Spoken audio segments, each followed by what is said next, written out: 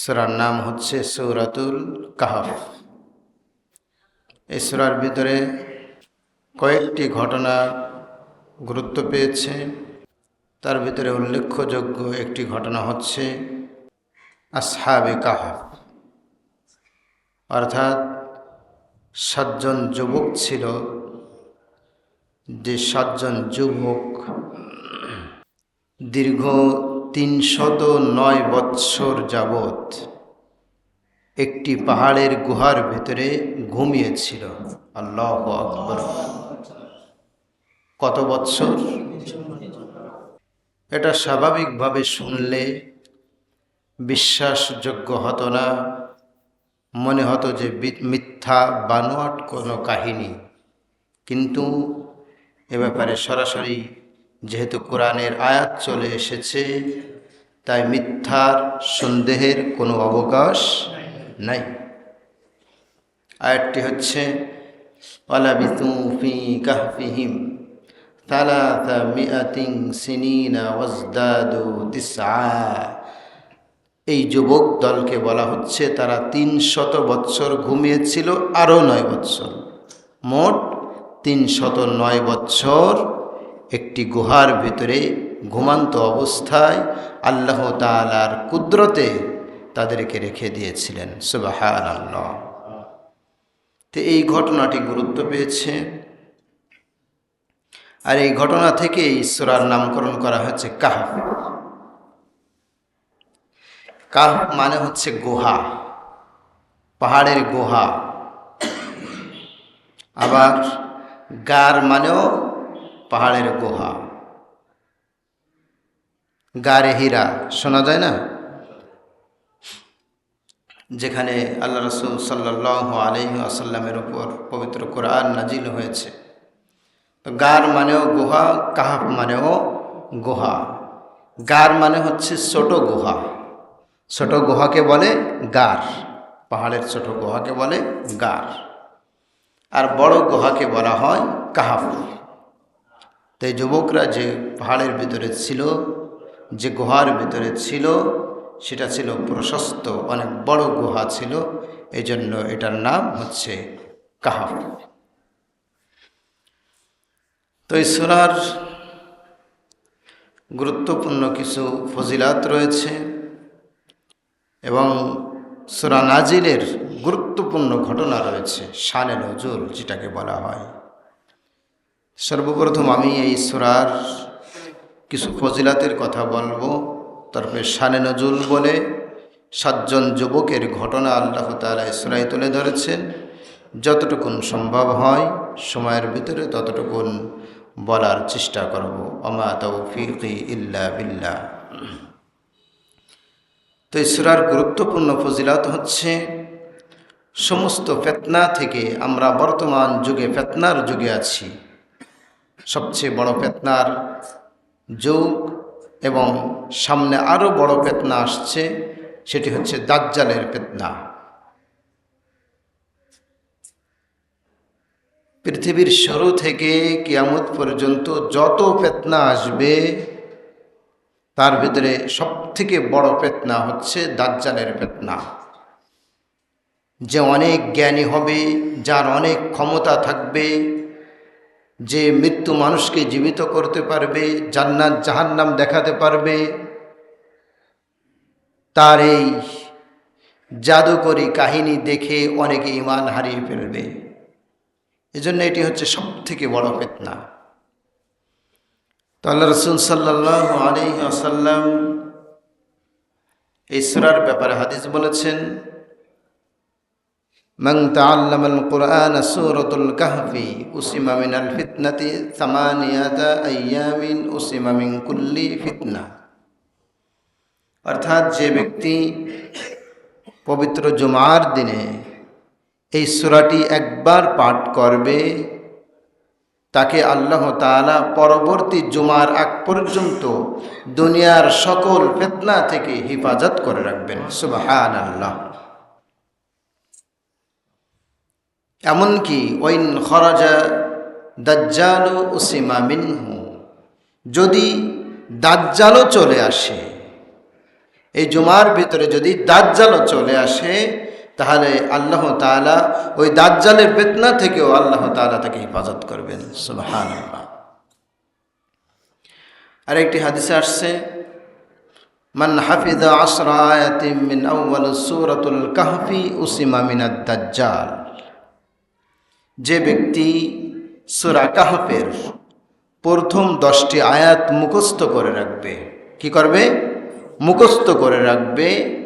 আল্লাহ রাসূল বলছেন ওই ব্যক্তিকে দাজ্জালের সকল ফিতনা থেকে হেফাজত করবেন। সুবহানাল্লাহ। তার মানে দাজ্জালের কোনো ফিতনা তাকে গ্রাস করতে পারবে না। এজন্য সম্ভব হলে এই সূরার প্রথম 10 আয়াত মুখস্থ করে রাখবেন। অন্য হাদিসে আসছে এই সূরার শেষের 10 আয়াত, আবার অন্য হাদিসে আসছে পুরো সূরার ফজিলত।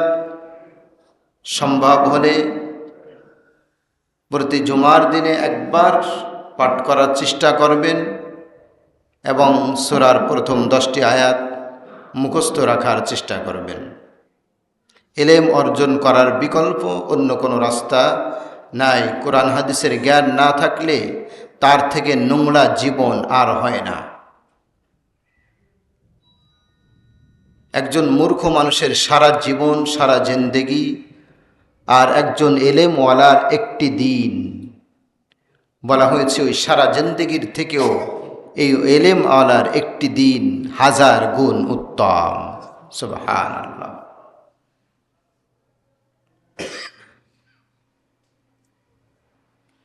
মানে ইলম না থাকলে প্রতি কদমে কদমে, পায়ে পায়ে, প্রত্যেকটা পদক্ষেপে তারা ভুল করে। মনে পড়লো, এই জন্য বললাম। মনে হয় গতকালকে শুনছিলাম আমার একজন ভাই, তার ছেলে সন্তান হয় না, 3-4টে মেয়ে। তো মান্যত করেছে যে আমার যদি একটি ছেলে সন্তান হয় তাহলে তার মুখ দেখার আগে আমি একটি ছাগল দান করব। বললাম এটা কি এমন কথা? এটা করতে আল্লাহ বলেছে। যাই হোক, এ ব্যাপারে আরও অনেক কথা।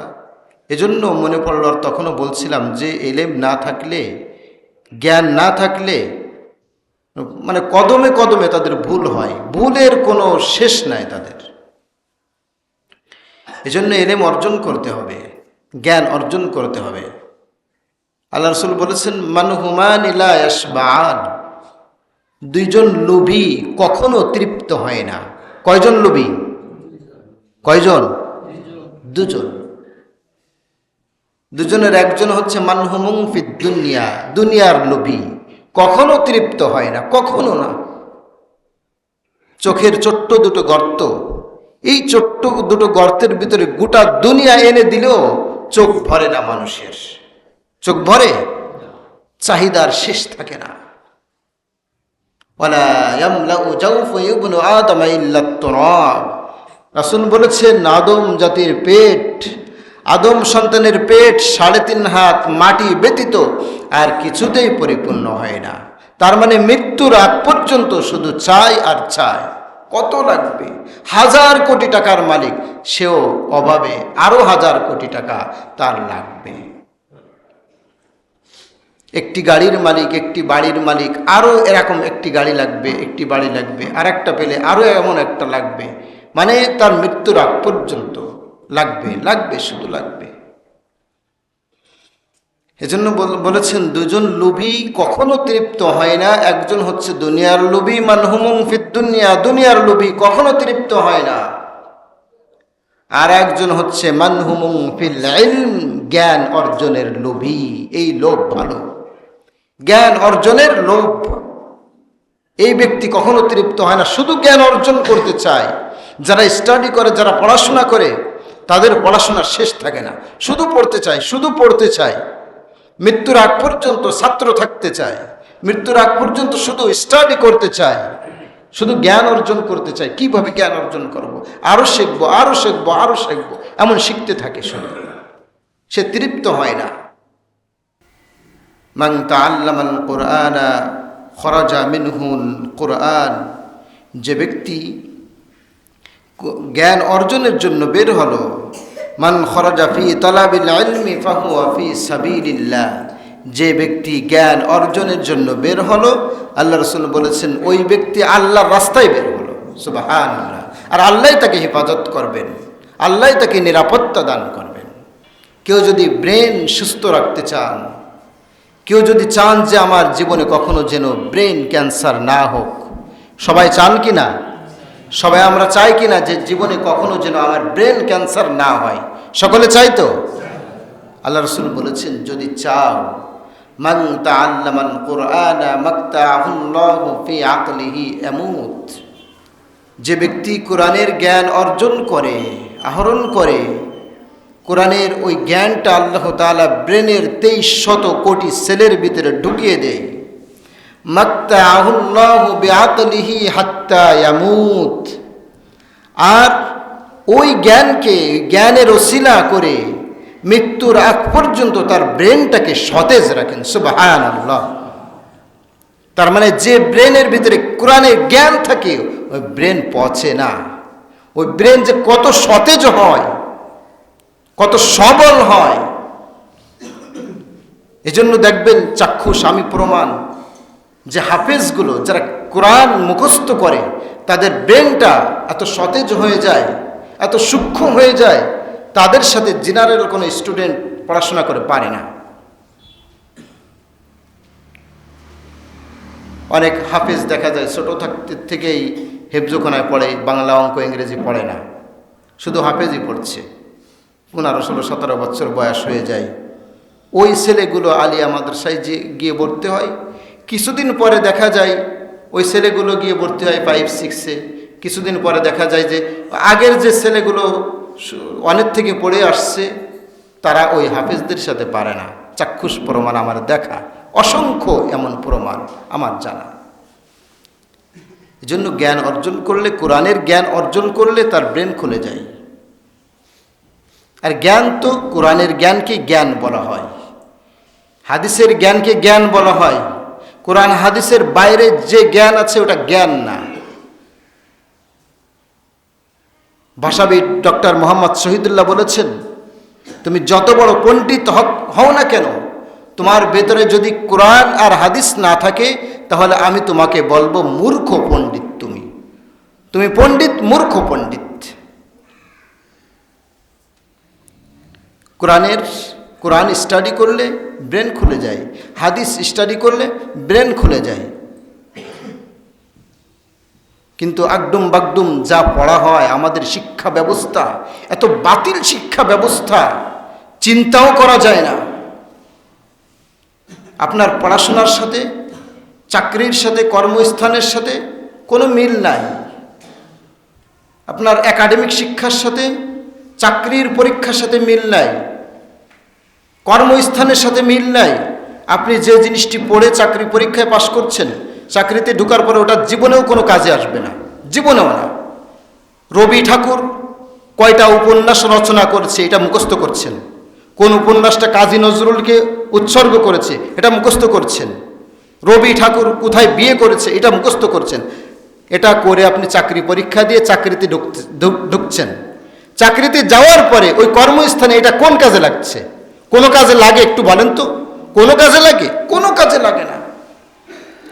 পড়তে গেলে আমরা বিরক্ত হয়ে যাই, তারপরেও পড়তে হয়। এত বাতিল শিক্ষা ব্যবস্থা, এর থেকে আর বাতিল শিক্ষা ব্যবস্থা হতে পারে না। সারা দেশের আজানে কথা বইয়ের ভিতরে ঢুকিয়ে দিয়েছে। আবার একাডেমিক শিক্ষা 1 থেকে 10 পর্যন্ত, ইন্টারমিডিয়েট পর্যন্ত যেগুলো পড়ছে এগুলো আবার সব চাকরি পরীক্ষা আসছে না। চাকরি পরীক্ষা আসছে আবার নানান কথা, একাডেমিকই নাই, সেগুলো চাকরিতে আসছে। আবার চাকরি পরীক্ষায় যা হচ্ছে সেটা কর্মস্থানের সাথে মিল নাই, সেটা আদৌ কর্মস্থানে ঢোকার পরে লাগে না। এই জন্য এগুলো পড়লে জ্ঞান হয় না। পড়ি, অনেক পড়ি, পড়ার পরে দেখি এর থেকে কোনো জ্ঞান পালাম না আমি।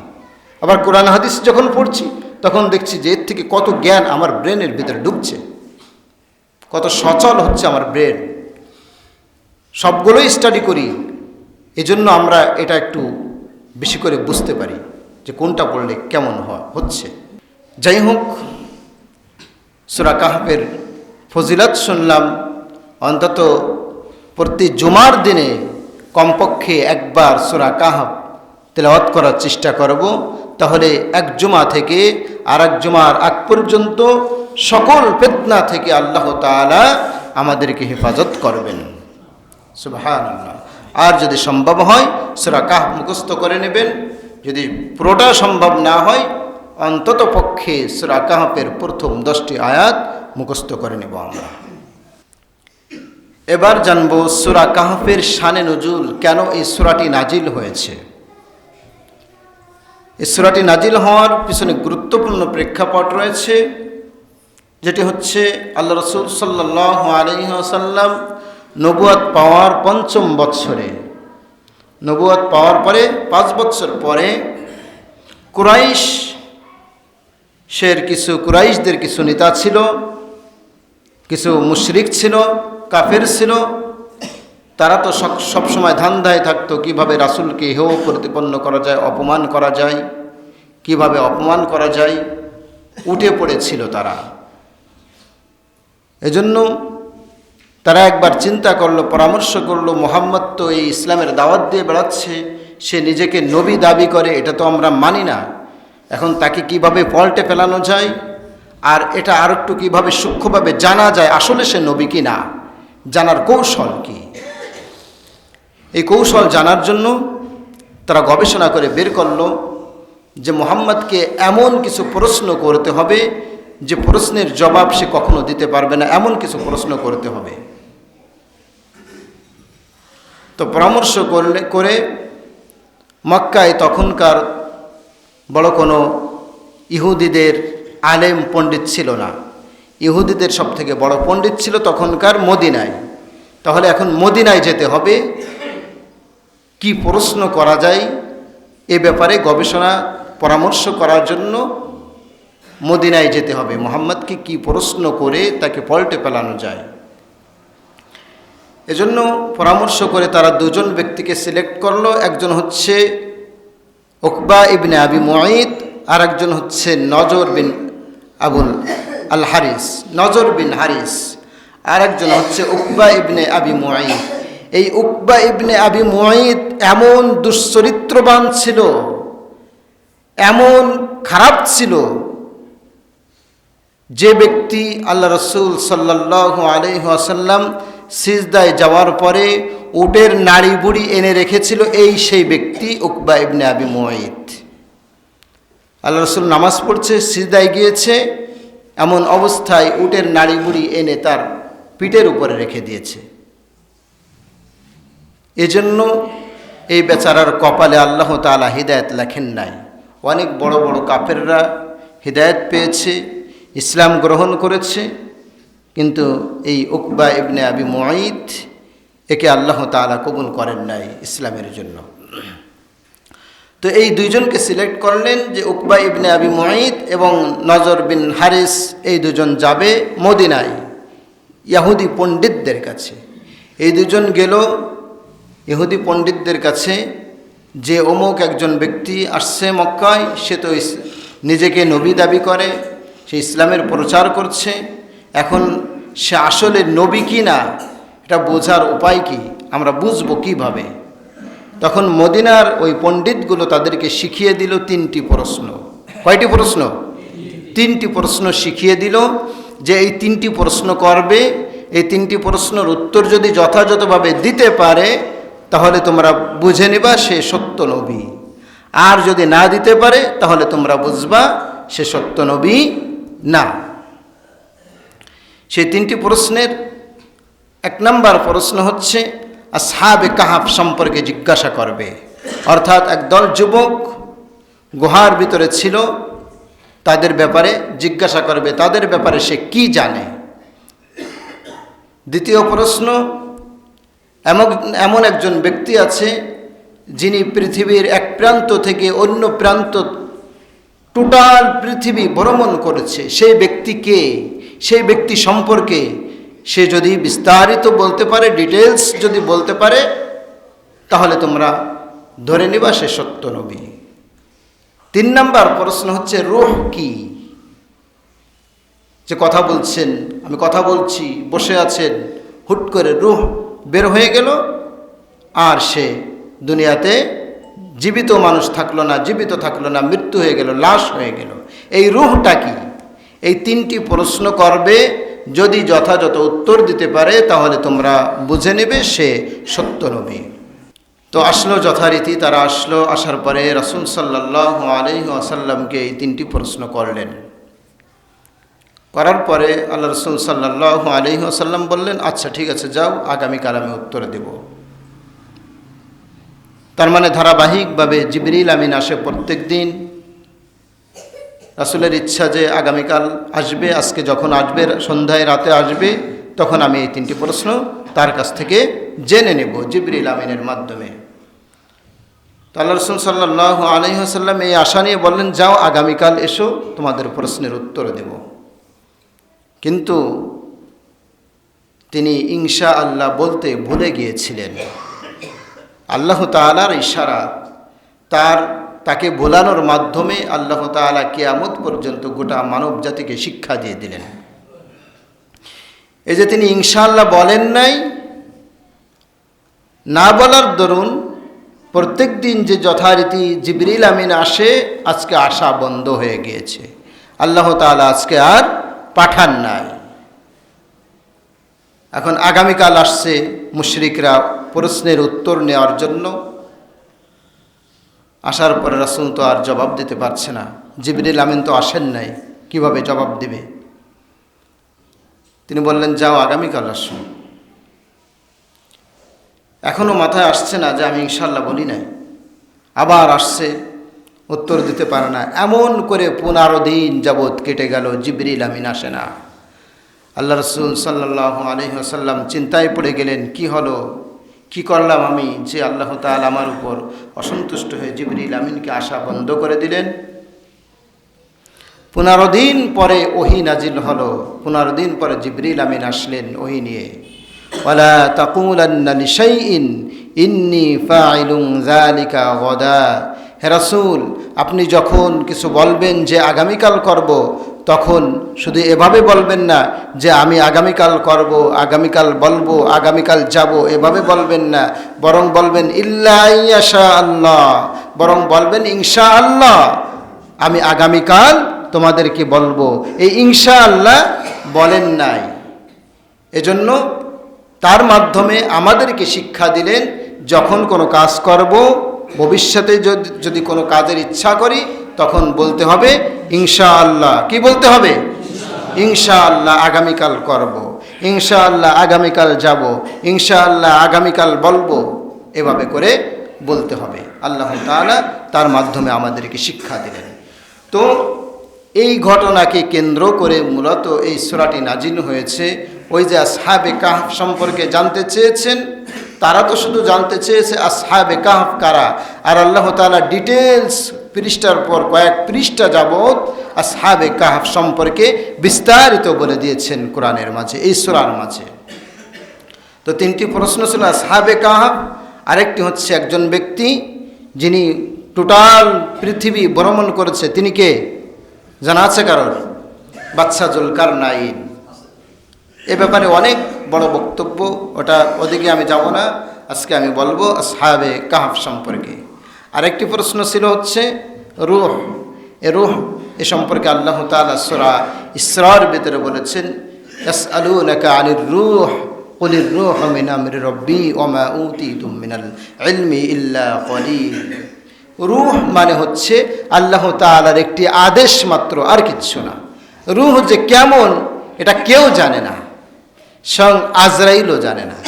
আজরাইল জান কবজ করে না, আজরাইলও জানে না যে রূহটা কেমন।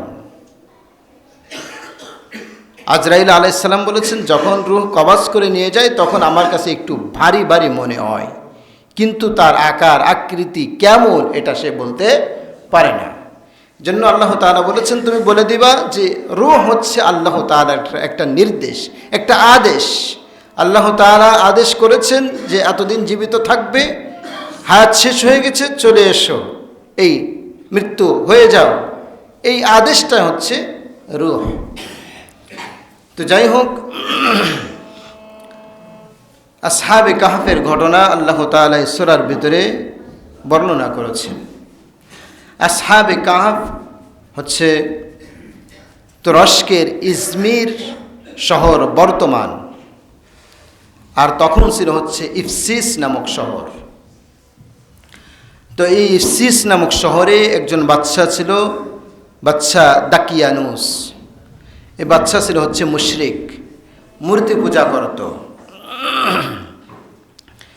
সকলকে মূর্তি পূজার দাওয়াত দিত। তার রাষ্ট্রে যারা ছিল সকলকে মূর্তি পূজা করতে হবে, তো সকলে মূর্তি পূজা করত। কিন্তু 7 জন যুবক ছিল, তারা স্রোতের তালে গা ভাসিয়ে দেন নাই, তারা ওই মূর্তি পূজা করতে রাজি হন নাই। তারা ঈসা আলাইহিস সালামের ধর্ম সেটাকেই মানত, অর্থাৎ আল্লাহ রাসূল সাল্লাল্লাহু আলাইহি ওয়াসাল্লাম জন্মের আরও প্রায় 5,000 বছর আগে ঈসা আলাইহিস সালাম দুনিয়া থেকে চলে গিয়েছেন।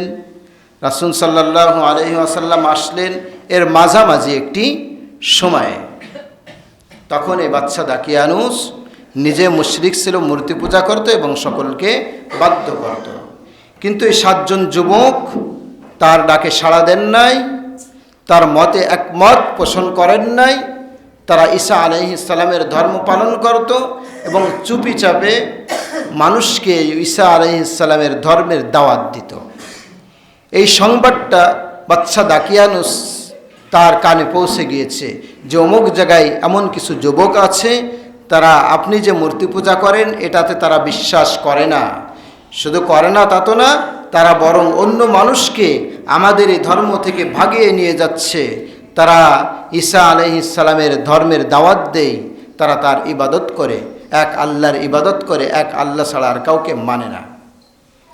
এই কথা শুনে বাদশা দাকিয়ানুস তার মাথা নষ্ট, এত বড় সাহস কার, আমার শাসন আমলে এমন করছে। যাই হোক, তাদেরকে ধরিয়ে নিয়ে গিয়েছে বাদশা দাকিয়ানুসের সামনে।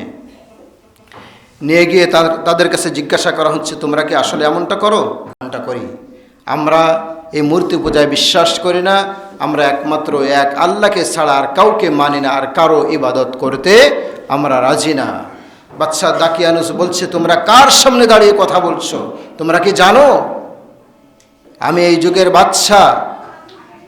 আমি চাইলে এখনই তোমাদের শরীর থেকে মাথাটাকে আলাদা করে দিতে পারি। 7 জন যুবক বলল, হ্যাঁ আমরা জানি। আপনি কে? আমরা জানি, আপনার ক্ষমতা সম্পর্কে আমাদের ধারণা আছে, আমরা জেনে বুঝে আমরা এ কথা বলছি যে আমরা একমাত্র আল্লাহর ইবাদত করি এবং করব মৃত্যুর আগ পর্যন্ত। আপনি চাইলে আমাদের কল্লা নিতে পারেন, আমরা কল্লা দিতে রাজি আছি, কিন্তু আমরা ঈমান হারা হতে রাজি নাই। তাদেরকে ধরে একটি ঘরের ভিতরে বন্দি করে বিভিন্ন রকম নির্যাতন করা হলো। নির্যাতন করার পর আবার তাদেরকে জিজ্ঞাসা করছে, এখন কি ফিরে আসবে? তারা বলল, না, অসম্ভব, আমরা আমাদের জীবন দিতে রাজি আছি, কিন্তু ঈমান ছাড়তে রাজি নাই। বাদশা দাকিয়ানুস বললেন, তোমরা যুবক মানুষ তো, রক্ত গরম, হয়তো বুঝতে পারছো না। আচ্ছা যাক, তোমাদেরকে কয়েকদিন সময় দেওয়া হলো, তোমরা একটু চিন্তা করে দেখো, বিবেচনা করে দেখো যে তোমরা আমাদের ধর্মে আসবে কিনা। যদি আসো তাহলে তো ভালো, না আসলে তোমাদের জীবনই শেষ হয়ে যাবে। এটা বলে তাদেরকে কয়েকদিন সময় দেওয়া হলো, সুযোগ দেওয়া হলো। সময় দেওয়ার পরে যে নির্দিষ্ট মেয়াদ দেওয়া হয়েছিল, এই নির্দিষ্ট মেয়াদ ফুরিয়ে আসছে। এখন যুবকগুলো চিন্তা করছে কি করা যায়। এখানে যদি বসে থাকি তাহলে আমাদেরকে তো শিরচ্ছেদ করা হবে, ধরে নিয়ে আমাদেরকে শেষ করে দেওয়া হবে। তাহলে আমরা তো আসলে ওই সত্য ধর্মটাও প্রচার করতে পারবো না। আমরা যদি চলেই গেলাম তাহলে সত্য ধর্মটাও তো প্রচার করতে পারবো না। তার চেয়ে বরং আমরা এখানে বসে না থেকে আমরা কোথাও হিজরত করি, আমরা এই স্থান থেকে জঙ্গলে নির্জন এলাকায় কোথাও গিয়ে বসবাস করি, বরং সেটাই ভালো হবে। যদি কোনোদিন সুযোগ পাই তাহলে সত্য ধর্মের প্রচার করতে পারবো, যদি বেঁচে থাকি। না হলে এখন ধরে নিয়ে আমাদেরকে শেষ করে দিল, আমরা তো ইমানের উপর থেকে মারা গেলাম, কিন্তু সত্য ধর্ম প্রচার করতে পারলাম না। এখানে থাকা ঠিক হবে না, বরং আমরা চলে যাই। এই উদ্দেশ্যে তারা বের হলো ঘর থেকে। কিছু দূর যাওয়ার পরে আল্লাহ তাআলা তাদেরকে নির্দেশ দিল, ওয়াইদি আতাসালতুমুহুম ওয়া মা ইয়াবুদুনা ইল্লাল্লাহ ফাআবু ইলাল কাহফি ইয়ানশুর লাকুম রাব্বুকুম মির রাহমাতিহি ওয়া ইউহাইয়্যি লাকুম মিন আমরিকুম মিরফাকা।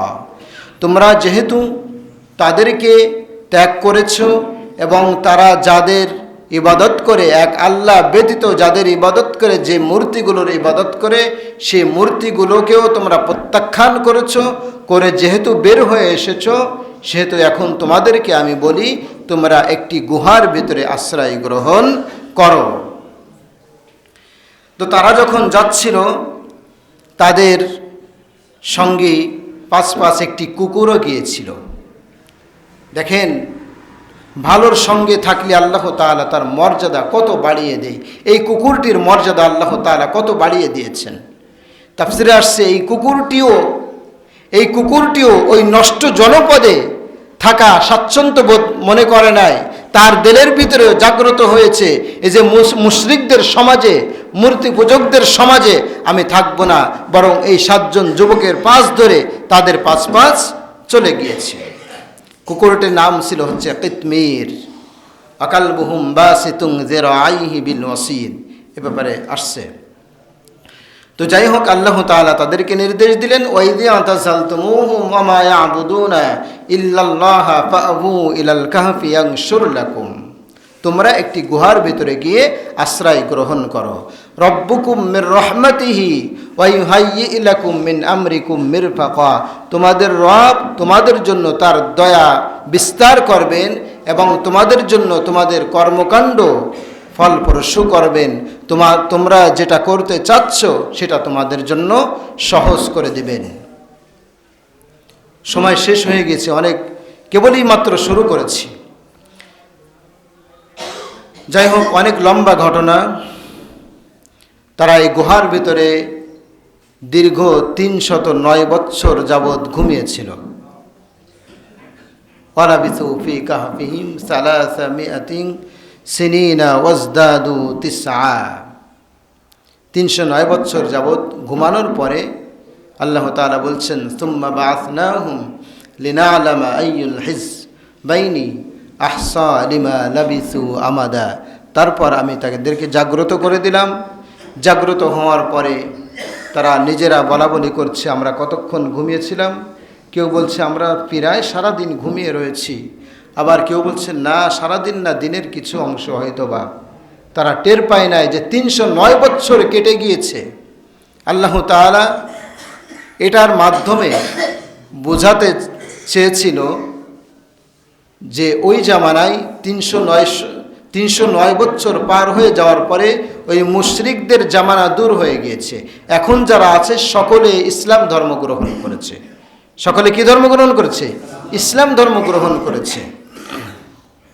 তা সকলের এই বিশ্বাস ছিল, ইসলাম ধর্মের পরিপূর্ণ সকল বিশ্বাস ছিল, কিন্তু একটি বিষয়ের উপর তারা মতভেদের উপরে ছিল, মতানৈক্য ছিল।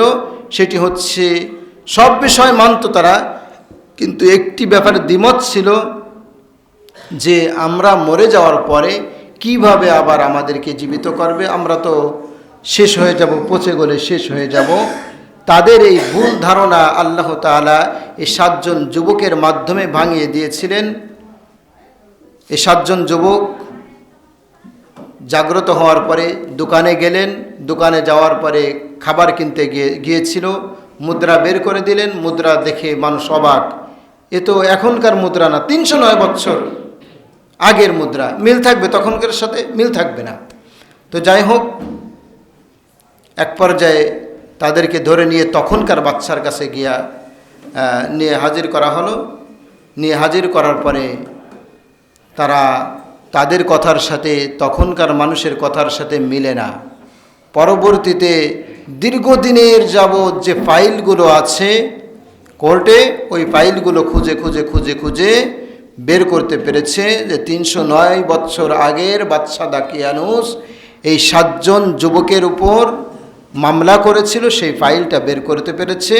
আর তখন মানুষ এই ভুল ধারণা ভেঙেছিল যে ৩০৯ বৎসর পরে যদি আল্লাহ তাআলা ঘুম থেকে উঠাতে পারে তাহলে আমাদেরকেও মৃত্যুর পরে আবার পুনরায় জীবিত করতে পারবেন। অনেক লম্বা ঘটনা, সেখান থেকে একটু একটু বললাম। যদি সম্ভব হয় আগামীতে আবার বলার চেষ্টা করব আগামী জুমায়। আমা তৌফিক ইল্লা বিল্লাহ। যারা সুন্নাত